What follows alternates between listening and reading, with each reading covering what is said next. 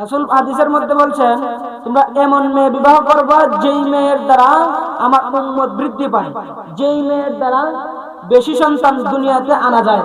এখন বলতে পারেন, হুজুর বিয়ার আগে মেয়েকে চিনবো কিভাবে, কোন মেয়ে বেশি সন্তান দিবে? প্রশ্ন আসে কিনা? নেই? অবশ্যই আছে। হুজুর বিয়ার আগে মেয়েকে চিনবো কেমনে, ওই মেয়ে বেশি সন্তান জন্ম দিতে পারবে। আর বিয়ার আগে তো চিনার কোনো উপায় নাই। তবে রাসূল কিছু ইঙ্গিত দিয়েছেন, বিবাহের আগে দেখবা তার মায়ের কয়টা সন্তান আছে, ওই মেয়ের ভাই বোন কয়জন, বিবাহের আগে দেখবা তার খালা কয়জন, বিবাহের আগে দেখবা তার চাচার ঘরে ভাই বোন কয়জন, বিবাহের আগে দেখবা ওই মেয়ের ফুফু কয়জন। এইগুলা দেখে যখন দেখবা ওই মেয়ের আত্মীয় স্বজন বেশি, ওই মেয়ের ভাই বোন বেশি, তোমরা এইগুলা দেখে বিবাহ করলে আশা করা যায় ওই মেয়ের দ্বারাও সন্তান বেশি বেশি দুনিয়াতে জন্ম দেওয়া যাবে। ফেরা হাজির, এই জন্য রাসূল বলছেন, তোমরা বিবাহ করবা ওই মেয়েদেরকে যেই মেয়ের দ্বারা আমার উম্মত দুনিয়াতে বেশি বেশি আসতে পারে।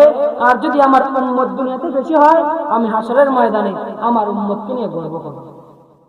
ফেরা হাজির, এই জন্য যে কিছু মানুষ যে বলে দেখবেন জন্ম নিয়ন্ত্রণ,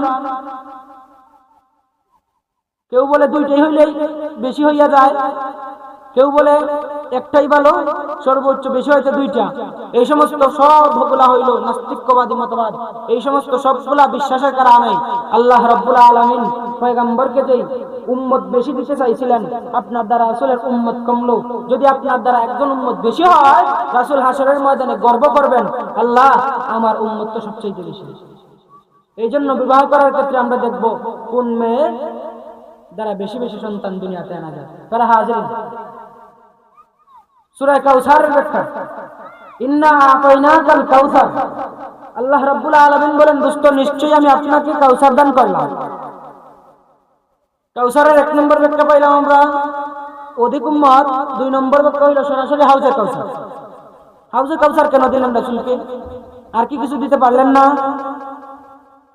মুসলমান ইমানদার ভাইরা আমার, নবী মুহাম্মদুর রাসূলুল্লাহ সাল্লাল্লাহু আলাইহি ওয়াসাল্লামকে আল্লাহ রাব্বুল আলামিন কিছু কিছু মুজিজা দিবেন, কিছু কিছু গুণাবলী দিবেন যেগুলা আর কোনো পয়গম্বরকে দেন নাই। যেমন রাসূলকে হাউজে কাউসার দান করলেন। হাউজে কাউসারের ফায়দা কি? হাউজে কাউসার রাসূলকে দেওয়ার কারণ কি? ও মুসলমান, রাসূলের উম্মতগুলা যখন দুনিয়া থেকে হাসরের ময়দানে যাইবে, হাসরের ময়দানে যাওয়ার পরে বিচার কার্য যখন শুরু হইবে না, বিচার কার্য শুরু হওয়ার জন্য যখন আল্লাহ রাব্বুল আলামিন হাসরের ময়দান কায়েম করবেন, ওই সময় উম্মতগুলা পিপাসায় তৃষ্ণার্ত অবস্থায় থাকবে। ওই সময় আল্লাহর পয়গম্বরকে আল্লাহ রাব্বুল আলামিন হাউজে কাউসারের পাশে দিয়া রাখবেন স্বর্ণের গ্লাস দ্বারা। স্বর্ণের গ্লাস হাতে দিয়ে হাউজে কাউসারের মধ্যে রাসূলকে রাখবেন। ও দোস্ত, আপনি মক্কার জমিনে কাফেরদের বহু নির্যাতনের শিকার হয়েছেন। মক্কার জমিনে কাফেররা আপনাকে মারছে গো নবী। মদিনার জমিনে রাসূল, ও রাসূল মদিনার জমিনে আপনাকে কাফেররা মারছে। ও পয়গম্বর, তাদের জমিনে আপনি আপনার শরীর মুবারককে রক্ত মুবারক জড়াইলেন। আজকে আমি আপনাকে হাউজে কাউসার দিলাম, যে হাউজে কাউসার আর কোন নবীকে দেই নাই। যখন বিচার কার্য শুরু হইবে, উম্মতগুলা তো পিপাসা একবারে কাতর। দুনিয়াতে তো দেখা যায় একজন ব্যক্তি যখন পানি তৃষ্ণা ধরে আরেকজন ব্যক্তি পানি পান করায়। হাসরের ময়দানে কি তার কোনো ব্যবস্থা আছে? হাসরের ময়দানে ব্যবস্থা নেই। একটা ঘটনা বলি, মুসলমান ইমানদার ভাইরা আমার, একজন আবেদ ছিল যে 500 বছর নির্ভেজাল সমুদ্রের ভিতরে আল্লাহ রাব্বুল আলামিনের ইবাদত করছে। ওই ব্যক্তির যখন একদিন মওত হইল, ওই ব্যক্তির যখন মওত হইল, হাসরের ময়দানে ওই ব্যক্তিটাও কিন্তু বিচারের কার্যে শুরু, এই ব্যক্তিটাও কিন্তু হাসরের ময়দানে দাঁড়াইবে। ওই সময় যখন ওই ব্যক্তিকে আল্লাহ রাব্বুল আলামিন বলবেন, বান্দা আমার, ও বান্দা, আমি আল্লাহ তোমাকে আমার দয়া জান্নাতে দিতে চাই। ওই সময় ব্যক্তি বলবে, আল্লাহ 500 বছর ইবাদত করলাম, এখনো আপনার দয়া চাইতে হলে আমার ইবাদত গেল কোথায়? আল্লাহ রাব্বুল আলামিন মুস্কি হাসি দিয়া বলবেন, বান্দা তুমি তো 500 বছর ইবাদত করছো ঠিক, কিন্তু আজকে যদি আমি আল্লাহ তোমার হিসাব নিই তুমি তো পারবা না। যাও, তুমি যেহেতু তোমার ইবাদতের মাধ্যমে তুমি জান্নাতে যাইতে চাও, আল্লাহ রাব্বুল আলামিন ফেরেশতাদেরকে দিয়া ওই ব্যক্তিকে পাঠাইলেন, আমার ফেরেশতারা তোমরা আমার ওই বান্দাটাকে জাহান্নামের আশপাশ একটু ঘুরায় নিয়ে আসো। আশপাশ ঘুরানোর মধ্যে একটা হিকমত আছে। কেন আশপাশ ঘুরাইবেন? যখন ফেরেশতাগণ ওই ব্যক্তিকে আশপাশ ঘুরানোর জন্য নিয়ে গেলেন, জাহান্নামের কি পরিমাণ আগুনের প্রখরতা, যে আগুনের মধ্যে 1 সেকেন্ডে 70 বারের উপরে একজন বান্দার শরীরের চামড়া পড়বে, আবার আল্লাহ রাব্বুল আলামিন দিবেন 1 সেকেন্ডের ভিতরে 70 বার চামড়া বদল হবে। হাজিরিন, জাহান্নামের আশপাশ যখন কিছু জায়গা যখন বান্দাকে নিয়ে ফেরেশতাগণ ঘুরাইতে গেলেন, ওই সময় দেখা যায় একজন ব্যক্তি দূর থেকে পানি পানি বইলে আসতেছে, পানি মাথায় নিয়ে পানি লাগবে নি বইলে আসতেছে। ওই বান্দা দেখাই সাহাবায়ে, ওই বান্দা দেখার পরে ফেরেশতাদের মধ্যখান থেকে ডাক দিয়া কয়, এদিকে নিয়ে আসেন পানি, আমার পানি দরকার। পানি যখন নিয়ে আসলো, ওই ব্যক্তি পানি চাইলো, আরেক ফেরেশতা বলতেছেন, বান্দা এটা তো দুনিয়া নয়, এটা আখিরাত, পানি খাইতে হইলে অবশ্যই পানির বিনিময় দিতে হবে। ওই সময় ওই বান্দা বলে, ফেরেশতা বিনিময় কি দিতে পারি? ফেরেশতাগণ বলেন, ও বান্দা এটা তো দুনিয়া না যে টাকা দিবা, এখানে তুমি নেকের দ্বারা পানি পান করতে হবে। নেক নেক নেক ছাড়া কোনো কথা নাই, তোমার ভালো আমলগুলো দিবা, নেক নেক পানি নিয়ে নিবা। বান্দা তৃষ্ণার জ্বালায় ফেরেশতাকে বলে, ফেরেশতা 1 গ্লাস পানি দেন।